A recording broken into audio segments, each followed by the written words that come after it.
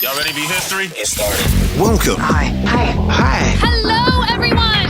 To the Pro Audio Suite. These guys are professional. They're motivated. Thanks to TriBooth, the best vocal booth for home or on-the-road voice recording.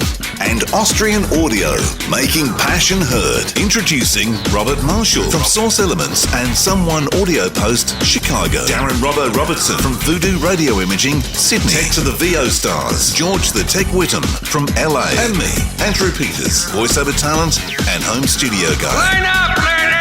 Here we go. Welcome to another Pro Audio Suite, thanks to Austrian Audio, making passion heard. And TriBooth, don't forget the code, PAP200, to get $200 off your purchase. There's something that's been floating around that, George, you've been keeping an eye on, and that is RMS levels. Yeah, or the average volume that actors are submitting their auditions, a loudness survey. It was produced by a buddy and colleague in the world of audio for voiceover, Jim Edgar, over on his blog, askjimvo.studio. And he did a nice survey on Facebook and gathered some data, and he got 87 folks to put in their responses. And, the thing is, he's got a high and a low range on this thing, which I'm going to throw those out. Because I feel like those on the high end of the scale probably mismeasured their audio, is my guess. And then there's a low range, which is everything below minus 30 RMS, which some people actually say they submit at that level. So those are kind of the extremes, right? But the average, and we used RMS in this survey, not LUFS, for whatever reason. I think the more voiceovers are familiar with what RMS is. The average, that was the largest number of respondents, was between minus 20 and minus 18. So that is what most commonly is being submitted, at least among this 87-person survey. That's the most common average volume among the respondents. So take that as, what you will, but that's what was found in this survey. And I kind of naturally land around minus 20. When I'm setting up processing, when I just dial everything at the headphone volume that I typically do, not looking at meters, when I go back and check and I analyze it, it often ends up around like minus 20 to minus 18. So it's kind of interesting. The other part of that is that you have to calibrate your monitors. If you're always going to end up at the same input level, you have to make sure that you're kind of looking at the same output level, and then you do end up in the same place. Right. And I'm using headphones most of the time. So I know what my comfortable listening volume is, or it's naturally makes sense to me, and it just kind of lands there. It's interesting because the session I did this morning, I'm just looking at the level meter, and it's showing my average RMS was minus 19.78 dB. How about that? Perfect. That's Pretty just good. Completely raw audio though, right? That's with no processing. That's just raw. Well, that's pretty good. I mean, if you can deliver raw audio with zero dynamics control, like compression or limiting, and still land in that range, that shows your skill level as a narrator, because you have really good consistent control over your dynamics. That comes with experience. That just comes with practice. Beginners are not going to do that. Except when I say B or something. right. Yeah. Or start swearing at your Wi-Fi router. Yeah. Yeah, God. No, I mean, in very natural human speech, we're pretty dynamic, right? We have highs and lows, and we do change our dynamics a lot. But, once you get into narrating mode or commercial mode, you that's part of that skill set. It's just knowing how to control your dynamics. So, most of us do have to use some kind of dynamics processing to get those kind of numbers on a consistent basis, Yeah. Another thing that lines up with is that minus 20, and when you're calibrating for post-production, they line minus 20 up to 0 VU from, an analog meter. So that is considered like a null or a normal volume. Huh. In fact, I'm doing that right now. On my Waves VU meters, that's what I'm watching, set to minus 20. Yeah, minus 20. Yep. That can't be because a coincidence. music tends to be minus 18, minus 14, and then when the CDs get mastered, they're up to like minus 12 and even more. But that means that if your peaks and your average are the same, you're basically starting to approach noise, essentially. Right. And well, we had what we can't- considered the loudness wars for quite a while, right? Was it 2000s? I don't know that mainly? they're completely over with, but I think they're over with because the streaming services now have they've all like dictated it. Yeah. they try to do their own leveling of, what it was. But even back in those days, also you'd listen to the radio, and the radio would pump up the CDs even more than the CDs were pumped up. Right. That's what they would put the Optimod processors, the Optimods. Yeah, Optimod. Yep. Optimod. Those things are basically, what are they? 30 bands of compression or something? Big compressor. Yeah, big Ridiculous multi-band amounts. compressor. Yeah, it just splits the audio into a whole bunch of slices, Like and then the song would fade out, but it wouldn't really fade out. Yeah, You you're know? kinda No, that's right. Yeah, this is they right, never yeah. really had a proper fade. You couldn't really get a fade. The to song zero. didn't really end until the CD ran out. That's right. Exactly. Yeah. Or the needle lifted up. Yeah. But interestingly, talking about analog VUs, I just played that session this morning, and my minus 20 or 19 or 20, which peak levels about minus 6, I think, was hitting 0 on the analog VUs. So obviously I've set them up properly. There you go. I think. See, I missed that with when I moved into my new studio here, I went all minimal and got rid of my patch bay and all that sort of stuff. And unfortunately, one of the things that had to go was my analog VUs that I'd had, that I'd had a beautiful little wooden case made for and used to sit on the desk. And fortunately now it's all packed away on the shelves in the garage because I've got nothing to plug it into, but I might have to resurrect it. I think I might have to get Terry Fogg, my studio guy, to come over and see what he can do, get it working again. I do miss it. I like VU meters. It's funny because so Australia doesn't use a PPM meter. No, not really. Well, I don't. I can't speak for everybody. I'm sure there are those that do, but I don't know Explain that what it's that is. standard. A PPM meter is a peak. What does it stand for? Peak Is it modulation? What is it? Yeah, I do. to go Yeah, it's to peak Google. something. PPM. Thank God for Google. I'm Googling it too. Exactly. Yeah, that's right. I'm just going to sit here Hold, waiting for you please. guys to do it. Yeah. Hold the line. It's not parts per million, by the way. And by the way, there's a million things that come up for PPM Yeah, meters, isn't and there, it's not Josh? the one. Exactly. Bloody medical That's stuff. not what we're looking for. Peak program meter. There you go. I knew it. I was pretty close. Yeah. Yeah. Peak program, but program isn't talking about actual peak. Program is talking about a sort of form of average volume, right? Yeah, Isn't but nowhere program near like what program- you get with a loudness meter. But yeah, it's a bit more of a. Well, but they are peak meters, and then what we used in the United States were VU meters, which are averaging meters. And it's interesting because I like seeing an averaging meter more than a peak meter. Well, there you go. Personally, Well, Wikipedia. but Wikipedia has just said. Where did I say that? Hang on. Shit, they just What's said. a Duro? Is Here we it go. Duro PPM or? Duro, shows the Duro true- does an average that's like their own loudness, supposedly. Gotcha. Sorry. So it says here shows the peak level of the waveform, no matter how brief its duration. Quasi-peak program meter. So there you go. It's like instant. Well, it's supposed to Well, be, I'm but it used to can't seeing be. Well, I suppose it can. In digital domain, you can do it. But yeah, In I mean, digital- in an well, analog domain, you couldn't do it in an analog domain. It wouldn't be fast enough. Well, no, you can get it there. It just might not be right on the. It might be hitting after the fact. But if it delivers that voltage to the meter will go there. The swing time might be the slew on that. But Lower. those meters are pretty loose, pretty light. Yeah.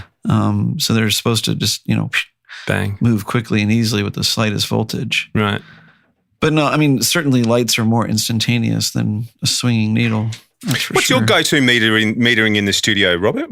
What's your usual? What do you usually watch? Gosh, I've had a few. So one of them that I've used a lot was Massey's. Oh yeah, What's it called? Just meter. I don't know if you know Massey plugins. I've seen them. Yep. Mm-hmm. He made a free one, which is just I like the most. I like is like when it's a peak and a VU superimposed over each other. I think that's like one of the most useful meters. Because then you can see like how compressed you are essentially. Yeah.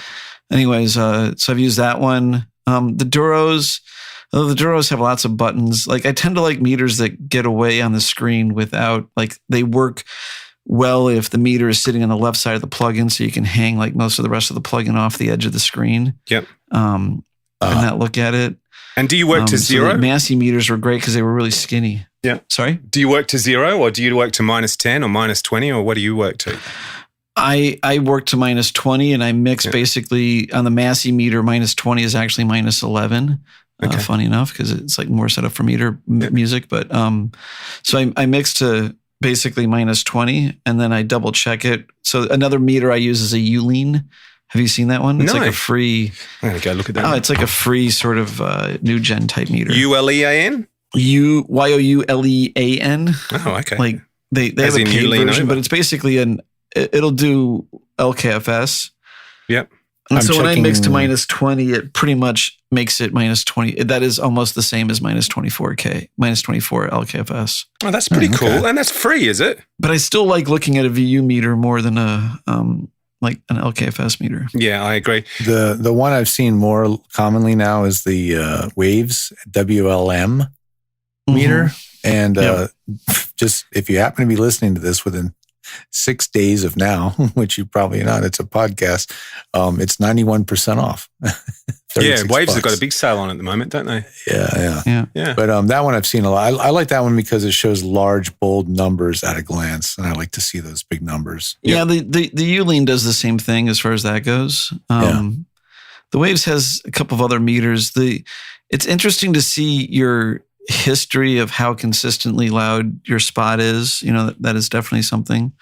But there is, by the way, a Waves VU meter. It's called VU meter. Yeah, that's what I'm using right now. Digital manifestation of two little needles. And there's also one in Pro Tools that just comes with it, I think called like Essential Meter Bridge. And it's just 2 VU meters. Gotcha. It's amazing. It's amazing how well software meters do at VU. For some reason, I always think it's like, wow, they really did make that work. But like some of those really do have pretty realistic feeling VU meters, even though they're digital. Yeah. See, I normally have 2 running because I've got a third monitor. So I have my edit screen on one, the mix screen on another one, and then on the one up the top, I usually have the Waves VU meter that we're just talking about and the Doro going at the same time, only because I can then see peaks. Do you mix into a limiter, or do you put the limiter in after you have a mix? No, I mix into a limiter. So yeah, I do it all at the end. So do you keep your limiter on screen so you can see how much you're hitting it? Yeah, well, it's usually because I've been mastering a bit with. I don't use the whole Ozone plugin, but I use the bits and pieces. So at the moment, my mix is the. I can never say it. Puig Child 670. Puig. Yeah. Puig Child 670. Puig. And then I go from there into the Ozone EQ. And from there, the limiter varies. Sometimes it's the Ozone 1, sometimes it's the L3. Occasionally I'll use the L1. So yeah, that's the main variable. The L1's a little bit harsher. Yeah. That's what I go basically. So like for this is TV, so it's 5.1. So but I'll basically do a. If I do a wideband compressor, it would be the just the Digi Compressor 3, like the one built in. And then if it's a multi-band compressor, which I don't always do because it takes a lot of DSP, then it's the Waves C4, which I love. If I put that on the master fader. And then after that all goes over to a L3, like the Waves surround sound limiter. And that's pretty much it. Yeah. See, that's why I use the Ozone EQ. I use the dynamic one because you can use it. I'll either use it just as an EQ, but I do like the fact that you can sort of, dial it in if you do want a little bit of a compression somewhere on one of the bands or, a few of the bands. But you find that you're EQing the master? The master. And it's usually just to compensate for something that's happening maybe in the compression beforehand or something. So it's not massive handfuls of it. It's just enough to compensate for bits and pieces or make something pop. Yeah, it's funny because if not, like sometimes when I'm mastering like on the way out, like if I'm mixing and mastering just as one sort of path, I usually tend to not EQ as much because then you can just say, oh, this or that sounds this way, and you can go try to EQ that individual track. Yep. Yep. So See, you the don't other need thing to- that the ozone EQ does is you can do mid-side. So especially with radio imaging, that gets used a lot. I mix in mid-side with that, and there is in fact You're limiting mid-side or no, sorry, how that's the EQ, the dynamic EQ. The EQ, okay. And you just do that to like make it more stereo. You like brighten up the outside. Yeah, so the sides you can really sort of cut a bit of the low end because it's already thumping in the middle anyway, and you can sort of open up the sides and make it sound wider and all that sort of stuff. Yeah. So, I've definitely heard the result of that plugin. Yeah. That Yep. thing. Yeah. That's Well, cool. the whole MS thing is like all over the place. Like, Yeah, well, I'm sure in my music God. it would be fairly widely used too, right? Surely. yeah, like Plugin Alliance. Like who started doing that was the mastering engineers in New York in the 90s began doing was it? Yeah, I don't know. I couldn't mid-side. tell. And then the guy that left the mastering houses and started Dangerous Audio, Yeah. he was big into that type of processing, and they would EQ.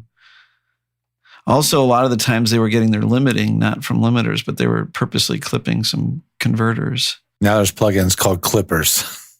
Yeah. Yeah, right. Well, there's a couple of compressors that I've got that do it as well. I don't play with it with compression. I really don't Shit. dive into The it. first that far, time but- I was in a mastering room was Sonic Solutions, and the guy's like loading this mix I did on my analog 8-track. And when he loads it in, he literally, after he loads it in, he just like takes the whole thing and just clips it by like 3 or 6 decibels, I think. And I was like, what are you doing? He's like, no one's going to hear it. It's going to sound great. Yeah. Huh? Because he didn't have, like, that was before the days of the L1. Yep. Yeah, ultra But maximizers basically- and stuff. Right, exactly. Which basically it's almost the same thing. You just, like, if you don't do a lot of it, you don't hear it, and it's like, boom, now your shit's louder. And we all know Well, what that does. Andrew mentioned a while ago that he was kind of said it in passing, but he said his average is -20. His peaks are only around -6. So that means he's constraining his dynamic range by 14 decibels in a performance. That's very narrow. Like that's pretty amazing control of dynamic range. Like that's, again, that's skill. That I could do that with compression all day long, but to do that just in a performance is pretty Correct. Yeah. that's quite. I'd say something amazing. else is like, if you mix to -20, you don't need a compressor.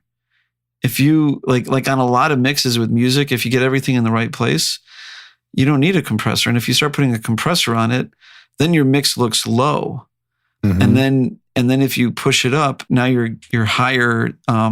This didn't used to happen. Like when the government wasn't tracking the LKFS value, and it was just the broadcasters were like, just deliver it at whatever average VU like level. You could compress it and get the VU meter to have fewer swings and it'd be more consistent.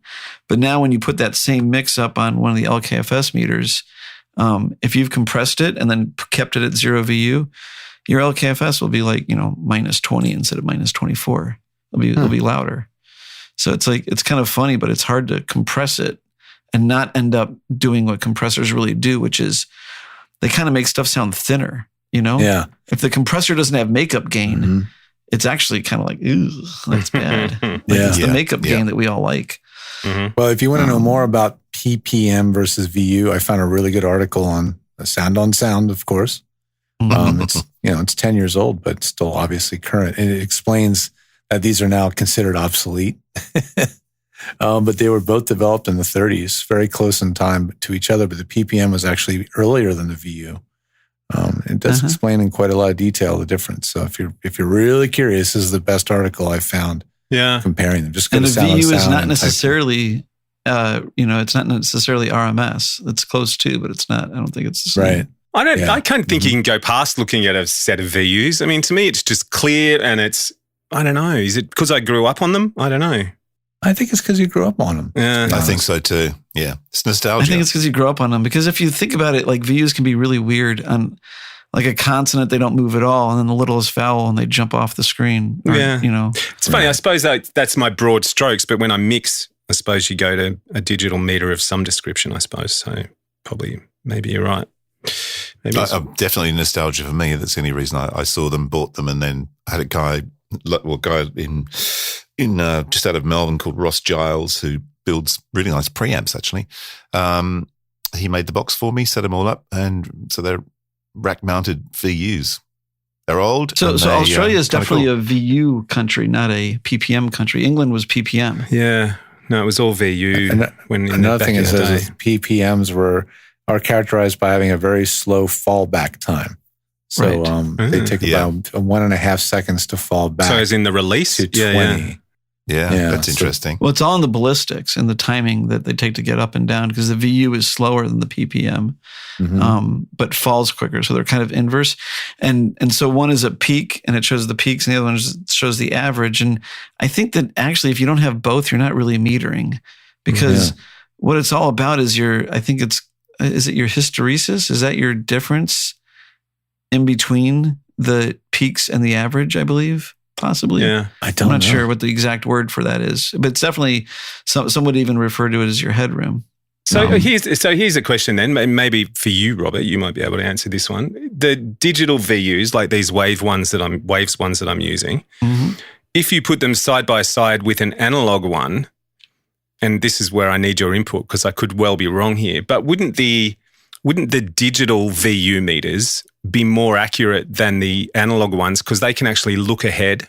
Or is that not true necessarily? No, because it's all about if you're emulating the VU meter, then you wouldn't do any look ahead because no real VU meter would have any look ahead.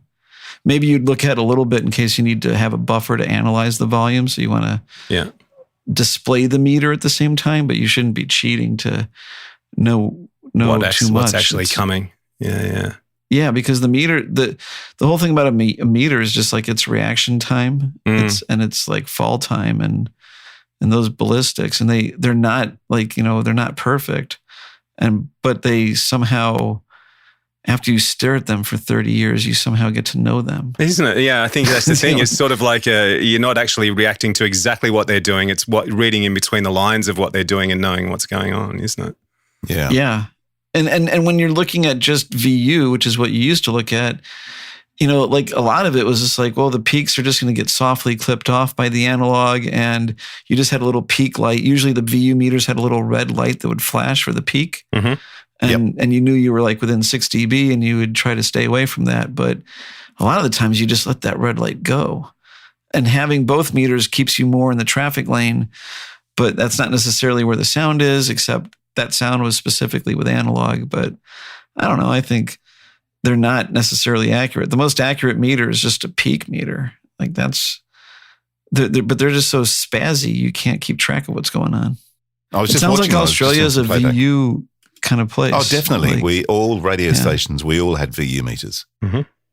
Not that Jocks took any notice of them, but No, in fact, I think the person who recorded the Raspberries Go Your Own Way also didn't take any notice of them because I remember the first time I played that song, the needles don't move. They just go to zero and stay there. It's bizarre. George talking about on-air processing and stuff before, the amount of time I would walk into an on-air studio and the meters would just be pinned to the right. Locked. Just not moving at all, just flat to the left, to the right. Well, that sound, sound when you walk in and the only thing you hear is like the yeah. Oh, it's the the needle's meter hitting the in. backstop. Yeah. The limits. It was like that great story from Bobby Osinski when he was working with Roy Thomas Baker recording the Cars, and Bobby walked in and Roy had covered all the meters up with bits of cardboard and said, don't even look at those, let's record. And he didn't actually, I'm just going to basically make my version of what he said to me, but it would have been like sitting in an armoured vehicle being shot at with a machine gun. Ding, ding, ding, ding, ding, ding, ding. Oh dear! Which one is it? I don't know. Yeah. But even another mate of mine who I don't know whether he's listening, but he used to work for Rack Studios. He was a resident engineer there long before he came to Australia. But I think it was Mickey Most he was working with, and he was recording Hot Chocolate and Errol Brown's vocals. And Mickey came in and said, "What are you doing?" He goes, "I'll just set in the levels." He goes, "No, don't worry about the levels. Crank it up. Distortion sounds great." And they just like flat out distortion. And then when they did the mix, it's like, that's what went to press. That was the record. There's a lot of that, actually. You know, Tons the wall of of it. sound is... Yeah. But it's like that horrible distortion on vocal. By the time you add a bit of reverb and stuff to it or whatever, You wash it out a It's bit. the sound of rock vocal. You know, it's just... Well, I used to think all the distortion you heard in like, you know, kind of like 60s era music was endemic of the technology. I was going to say, just Like, the you were just stuck limitations with of it. the tape. Yeah. Right. Yeah, And then yeah. I heard some Blue Note stuff from the 50s, right? Some Yeah, jazz it's Blue like Note stuff. And perfect sounding. it's Perfect. pristine. Yeah. And I go, okay, well, that ain't it. It was just an aesthetic choice. Like, Yeah. Yeah, it was. we Absolutely. wanted it to be crunchy and loud, and it's not very, not very dynamic. It doesn't have a lot of highs and lows. That was the aesthetic. Yeah. It just didn't occur to me until I heard the context of the Blue Note stuff, and I was like, oh. Do you know what blew me But away it- the other day with the passing of the Queen?